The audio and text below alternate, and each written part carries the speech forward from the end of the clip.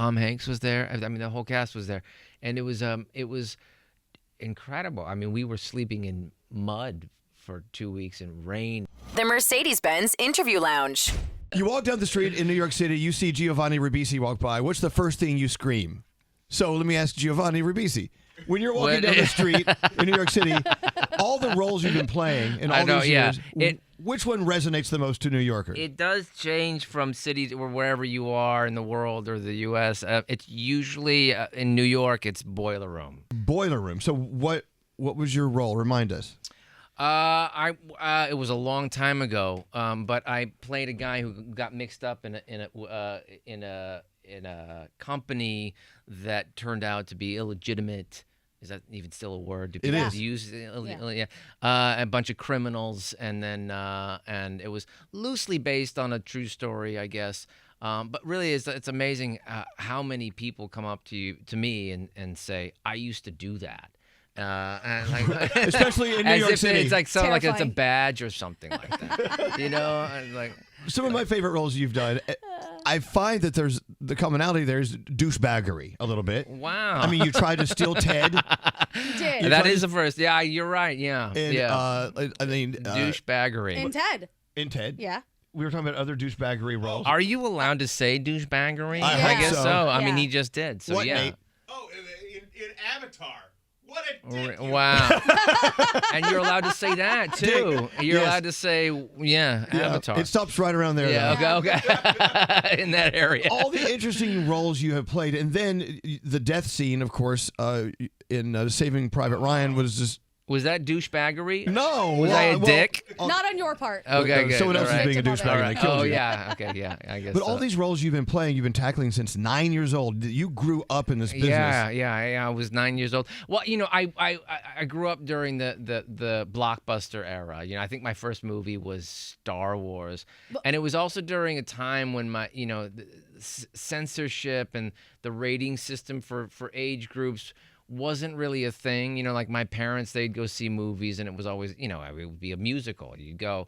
And so they didn't really understand, So I think, I mean, I remember I saw Jaws probably in the theater when it came out. Right, I remember that too. Yeah, that was, but I mean, anyways, yeah. So, but growing up on set, you saw things we don't see, in a theater anywhere or watching on TV. You saw what it took to put a film together. You saw everything, including the person standing behind a camera. That's right, yeah. Trying to capture this square of activity. Yeah, it was always this fascination, I went to school on movie sets and television sets, and the camera department, they were kind of like my schoolmates, It was the fascination, and it was something that I really wanted to do. I started cinematography, I think it was probably about 15 years ago, but I was always kind of, staying in the closet. And then I read this script that my friend had written, J.T. Molnar, the writer-director of Strange Darling. This is coming out. And literally within 15 minutes, I was calling him and begging him to be a part of it. And then he had seen my cinematography because he came over to my shop, and I guess the conversation sort of evolved in that that suddenly we were like making a movie. So many moving parts to making a movie. There is. It's truly a miracle. I mean, it really is incredible. And this one was exceptional in that way. Let's talk about it. Let's talk about Strange Darlings. Strange Darling, rather. It comes out August 23rd, yeah. 23rd. Okay. Yeah, August 23rd. Yeah. So, I mean, we're basically almost on the eve of it coming out. Yeah, that's right. Yeah, it's nervous. Yeah. Well, so there was a screening last night, I think it was playing. It was a pre-screening or something. They were because we had a Q&A, so they were broadcasting the Q&A, AMC. I think it was 300 screens in the U.S. or something like that. So the cat is sort of already out of the bag. We can't. It's hard to talk about because we don't want to. This one specifically, you do want to go in blind, as a lot of people are saying. But I will say, and I mean this, it's truly like nothing you've ever seen. Well, let's talk about it. Yeah. I mean, all the moving parts in creating a film, as we're talking about. Yeah, sure. Writing the film, the story itself. Yeah. This story has to do with someone going on a date and things get really weird. I think the log line is it's a romantic night one night in the romantic life of a serial killer or something like that. Okay. But that really doesn't do it justice. Again, it was something like when I read it, I was just like, this was something that I had to be a part of. And it was also, I met JT Mulner through a mutual friend, a guy named Steve Bellamy, who was running Kodak at the time. And we have a mutual affinity for film, for 35 millimeter film. And so that was a big factor in the whole process. If you're asking about the process, that we shot on celluloid. Wow. Yeah. So, Yeah. No, what he's saying is very hard. No, it's not hard. No, it's not. to you, it's it's not. just another day at the Yeah, office. no. Well, no, it isn't. That's one of the things, like, because of the convenience really of digital. I mean, this is like, I think the distinction. This is what has given people this misconception that film is more difficult and also more expensive, and it really isn't. And I think this was a low budget movie. I mean, like, I would say micro budget in the context of where budgets are these days. And yeah, we were able to shoot on film, and we had an extensive schedule. I think the biggest thing was that we were able to plan and prepare for a good 4 or 5 months together, because it was COVID, so it was just kind of like, well, what else are we going to do? And so we watched movies. We had an 83-page document that was, typed out, and the shot lists, and according to the schedule. We testing constantly, and it was just like an incredible experience. Really, it sounds like almost a nostalgic way to produce a film and direct a film. And create. And I know that JT would say this, but really, with something like this, there really isn't any other way. We didn't want to fly by the hip. We wanted to make something that was specific and concerted, and maybe harken back to something that felt maybe more classical, I guess. Right. Yeah. Love it. I don't know. Does shooting on actual film versus doing it digitally make people maybe behave a little bit better or do their lines better and be on point more that's so? That's a huge factor. I was saying last night that there's something.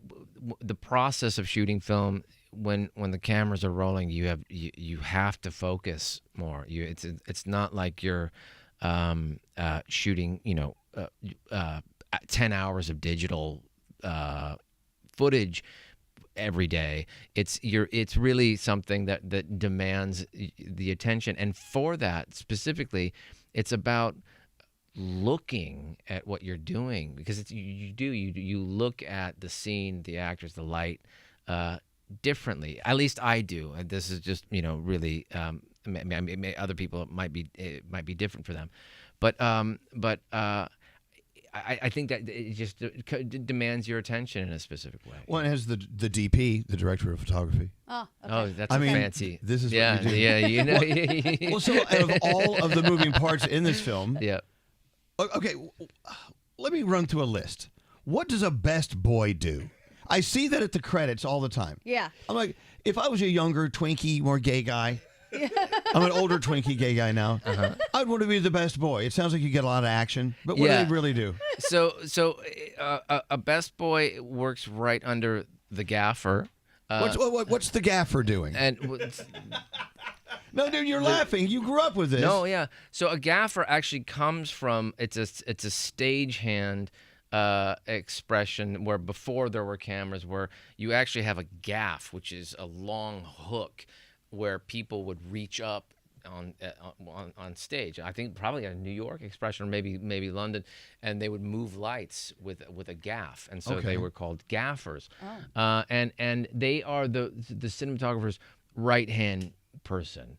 They usually are in charge of the lights and sort of more on a technical side, but it changes from the dynamic and the relationship with a gaffer and a cinematographer is different for everybody. Sometimes, a lot of people will say, well, that guy, the gaffer, actually lit that movie, or whatever. But or it's not. Yeah, exactly. Mike Vukas was the gaffer on this movie for me, and he was just incredible. I actually had 3 gaffers because and that was part of the chaos of shooting a movie during COVID. My gaffer, for reasons that are too lengthy to explain, fell out 3 days before the movie started. So I was running around calling people, desperate, trying to figure something out. So the best boy can't be the best boy replacing a gaffer. actually stepped up. Oh, see. For one of those days. So he was a gaffer, the second gaffer that I had. But then Mike Vukas came in and was just incredible and so supportive for me in my first movie. And an incredible, not only just an incredible talent, but also just a sounding board for, the rigors of what making a film can be. So then what's a key grip? So, so a key grip is the guy basically, so there's two departments really that are in the cinematography camera. Well, there's three. I mean, there's the camera department, right? So there's the people looking after the camera. There's the lighting folks. And then there's the grip department, which are hanging flags or dolly grips, or there's, so the key grip is the person who is the head honcho, I guess, in the grip department. Okay, I'm kind of loosely getting to a point here. Okay. You said that this production was during COVID. Yeah. And it's just being released in 2 weekends, right? Soon. It was sort of at the tail end. It was interesting because a lot of production companies were paranoid, and they still had that paranoia, and then the insurance companies were leaning on them at the time. So people weren't really wearing masks anymore. But we had to wear masks there's in the middle, like outside in the middle of summer, lifting big lights and and all that. So it was trying a little bit. But my point is this: in the middle of the forest, everything you have to do to get a film started and underway and then released. It sounds like an amazing task. Oh, it's unbelievable. It really is a miracle. And anytime a movie gets made, it's insane. And for that reason, it's I go to the movies. I'll watch anything. I love movies. Even if it's a bad film, I have popcorn. I'm happy. You know what I mean? Because I look at it, I feel like you always learn something. This one, I think that it was. Again, the story, the screenplay that J.T. Molnar, the director, wrote and he ultimately directed, it was like nothing I've ever read before. It's truly something that I had to be a part of. Within 3 months, it was the film was financed, which is really unheard of. I mean, that was like he didn't have to schlep it around. It was like something that people really wanted to be a part of. And then we got into production, and it was, making a movie.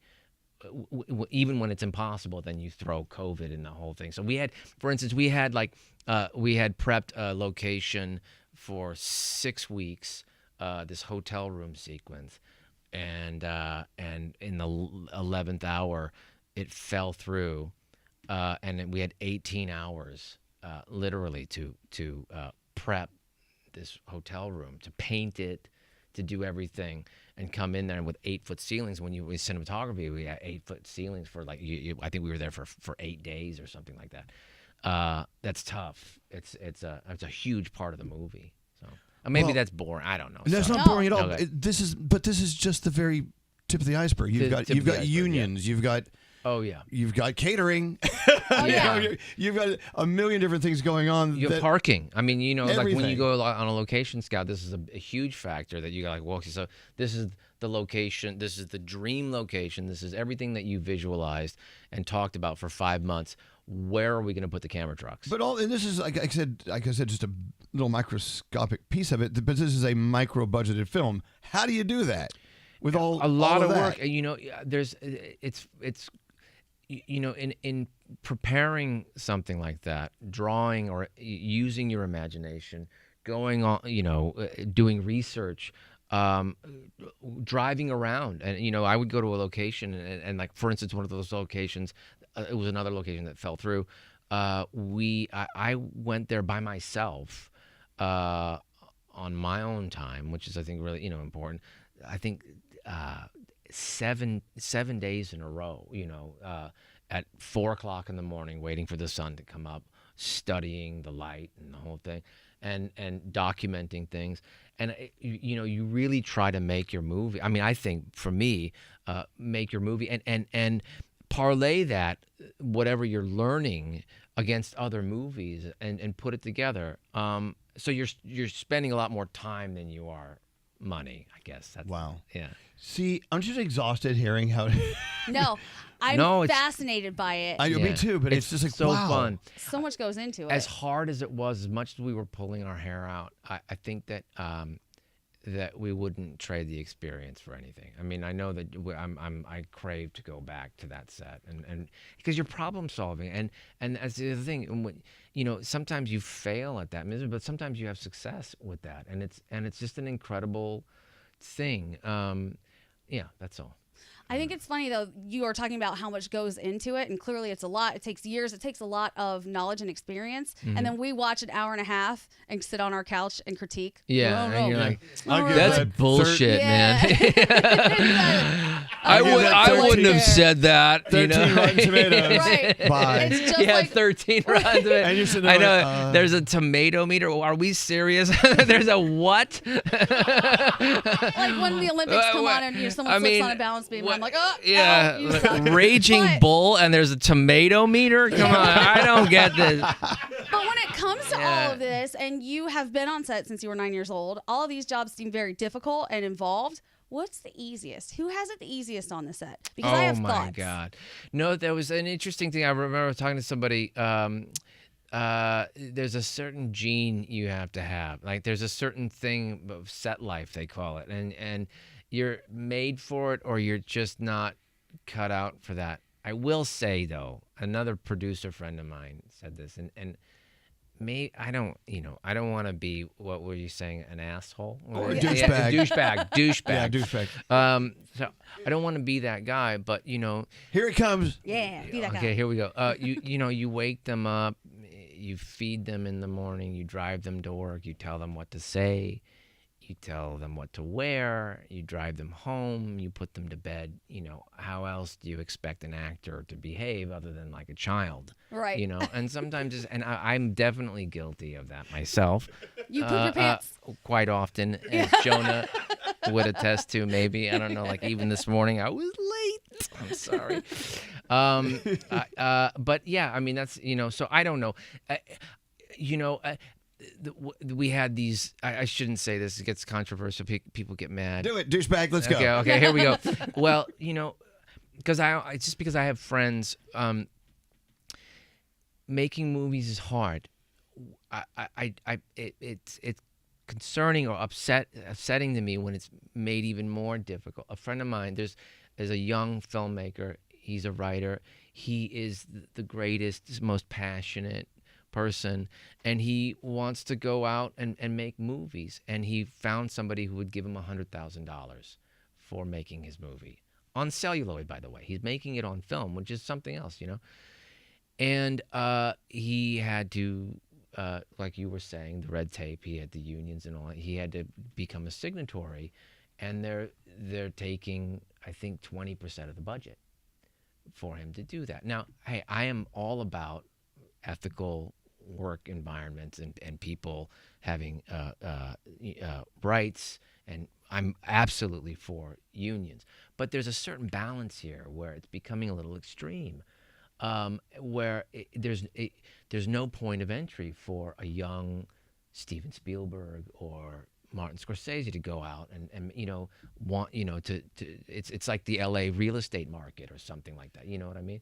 Sorry, I feel like everybody got serious and No, you guys my are actually wheels are thinking. I can turning. see your thoughts. Yeah. You're trained. You're thinking like Oh, you can? douchebag. No. No. but I want to hear where you're going with this because no, but I'm just saying that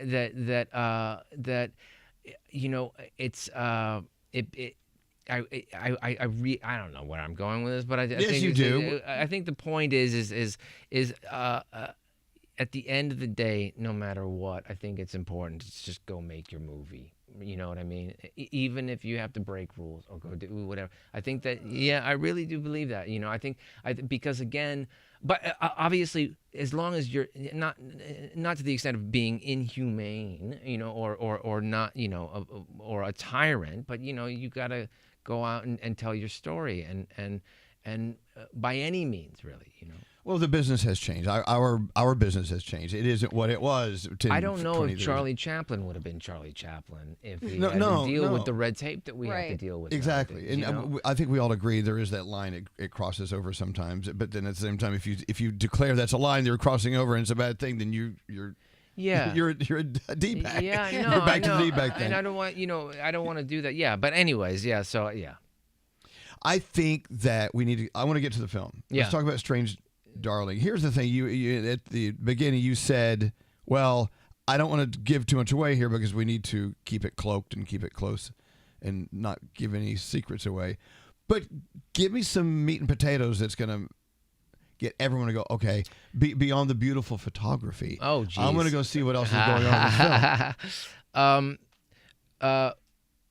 This was an experience on a set that I've never seen and really wouldn't wish on anybody. Oh. But this was a conversation with the filmmakers and myself and some of the cast yesterday, where it was all of them really showed up and overcame the kind of ridiculous adversity that you see on a film set. The story and the experience of the movie is like nothing you will experience, and in a sea of people buying it by the yard, as they say, when they, in streaming and all that. This is something very unique and special, and it's just pure heart, really, and you know, you can see it. This desperation in the filmmaking comes across in the story. I read a couple things about it that you haven't said, but as far as the tomato system goes that you're not a fan of, I read that you guys got 100% on Rotten Tomatoes, That's which true. is incredible. Oh, thank you. Well, yeah. you're saying it's bullshit, and you're like, Yeah. well, I love those Isn't that amazing? Let's hear for those tomatoes, kids. No, but also that Stephen King was praising the movie. Yeah, That's yeah, gotta feel that great. was incredible. Yeah, How do you get your It's surreal. film or whatever over to Stephen King?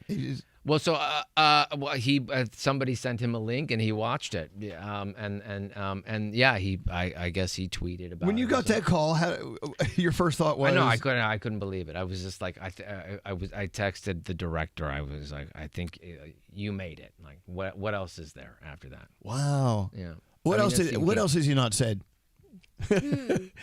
I mean, I'm very interested in what, I know you said that maybe the actors have the easiest jobs on set. I am don't know if that's true. astounded by what a producer actually is, because it seems like that's such a broad spectrum. It is. No, Sometimes I it know is. it's just a name. I know it. Well, so there isn't a specific. I mean, there is to a greater or lesser degree, but and it is complicated. But it's almost like, what doesn't a producer do? It really is an amazing thing. They are what they are a huge reason for a movie getting done and produced and actually made, and they bring together the 50 to 200 people that make a movie. But every film is different. So sometimes you're shooting in Alaska, or sometimes you're shooting in New York or whatever, and it has a different criteria. Each story has a different criteria. So. Well, okay, so I've been watching Entourage, which you're also in because you're in everything. Yeah. And it's amazing. I'm like, I've seen him everywhere. He does so much. But in Entourage, they often allude to, if you do this, we'll give you a producer credit. And that's in my head. Right. What producers do is that, they buttered someone up and then Yeah, they got this sometimes. title. Yeah, you can. Yeah, there is that version of a producer where you can butter someone up and they're like, they don't know what they're It's like doing. our producer. But Yeah, know, but I mean, exactly. as far as Nate- actually Nate's our getting- producer. no. What do you I do? still No, don't I know what can I tell do. this is a sharp guy right do here. anything. He's Oh, wow. sitting over there. He even changed chairs, That's right. and That's microphones. What he did. There you but go. what you did, Giovanni, you even said that you were out scouting locations on your own. That seems like a producer's type Well, thing. no, I mean, you scout a location, you decide on what it is, and then you have to go and study. Well, for me at least, I like to understand what's happening, especially if it's an exterior location. But also, I think it's just like pre-lighting and doing all that stuff. There's a lot that goes into prepping a location for photographing it. So. I could sit here and talk to you for hours. Oh my gosh! I mean, because you're just saying that. The bottom line is, everyone knows we have a guest come in. They come in because they want to talk about their film, Strange Darling, and get people to go see it. I get that. Yeah. But there's so much more to you that I want to talk to you about. Okay. It's just what a fascinating life you're living, and to be able to share that with us is a gift for us, and I thank you for that. Oh, thank you. Thank you so much. Yeah, thank you for having me. The favorite role great. you ever, as an actor, took part in? Okay, that's an interesting segue into the distinction between cinematography and acting. Yes. Because I have no objectivity with that, and I think that the entry point for acting really is from a subjective perspective, whereas cinematography, obviously, you have to really use your eyes and look at, and it's more of an objective thing. But the interesting thing is that both jobs try to achieve the inversion of each other. In other words, an actor tries to take subjectivity and turn it into objectivity, and vice versa. A cinematographer wants to take what's objective, like whatever he's photographing, and make you feel something subjective. And so I think this is this thing that I feel at this stage or this month in my life more inclined to doing. Okay. But to answer your question, so I have no idea. Okay. Okay. Well, then let me reframe the question. Rather than which role did you enjoy doing the most, which project did you really love showing up for the office every day, on set every day? You just really loved the vibe. As the an story. actor. As an actor. An actor. There, specifically, I guess it would be more of a compartmentalization of having worked in the 90s and filmmaking in the 90s was, in retrospect, such a joy. And the early aughts, I guess people say, because people were, it was less cell phone, less sort of social networking, and really about opening books and researching. And I'm thinking about Saving Private Ryan and the group of people that were on that. And I remember we had a boot camp experience for that for 2 or 2.5 weeks. Wow. That was unheard of today. Like, I don't know if people would do that. I heard something about that. Yeah. Is it true that they put all of you, the soldiers who were going to rescue Private Ryan, through the boot camp, and they didn't make him do it, so that there was a little bit of, we're going to get this guy? Yeah, there was a little bit of that. Yeah. So Matt wasn't there, but Tom Hanks was there. I mean, the whole cast was there, and it was incredible. I mean, we were sleeping in mud for 2 weeks in rain, and I remember, your fingers are bleeding. We were eating what looked like they were called MR3s. They were what looked like wet cat food, and it had saltpeter in it. So you, I won't go into what that does to somebody, but it's not. It added more mud to the set, I guess. But we, we had to call him Captain Dale Dye, but he was actually a colonel. From what I learned later, was the smartest, most articulate, could run further, faster. It was just unbelievable, and put us through something where we had a sense of accomplishment. So that it was more than just a movie in that way. And again, I don't know if maybe that's around today. If it is, I mean, point me in the direction, Wow. Well, congratulations ahead of time on Strange Darling. Oh, thank you. You've intrigued us to the point where I kind of wonder what Check it's about. it out. Yeah. No, I'm serious. It's good. It's JT and everybody. Again, it's blood, sweat, and tears. It's a movie that was made from desperation, and it's all over it, and it really is an experience like you'll never have. But what I have to get through sitting there watching it is, with each shot, I'm going to think of you. Yeah. Preparing that shot, the lighting, everything that goes no. in. Like, it's going to really it's going to mess me up. He's going to pay attention to the photography and not the acting. It does. It's crazy, really. I mean, people, we wanted to make a movie. It was a small movie. It was a 83-page script. It was 4 characters, really 2 characters, but 4. What are we going to do with that? Our aspiration was essentially to not end up in the iTunes graveyard, right? And then JT really did something special. He's such a special talent with this, and it grabs you. People are talking to the screen. It's like this, And so I'm not saying that for me. I'm saying that for him and this emerging filmmaker who broke through. It's just it's great to see and yeah. Excellent. Well, congratulations again. Yeah. Thank you. On everything that Cheers. brought you to this point. Thank you, And sir. where you're going next. Thank you. Excellent. Giovanni Ribisi, thank you for being here. Yeah. Wait. Whoa. The Mercedes-Benz Interview Lounge.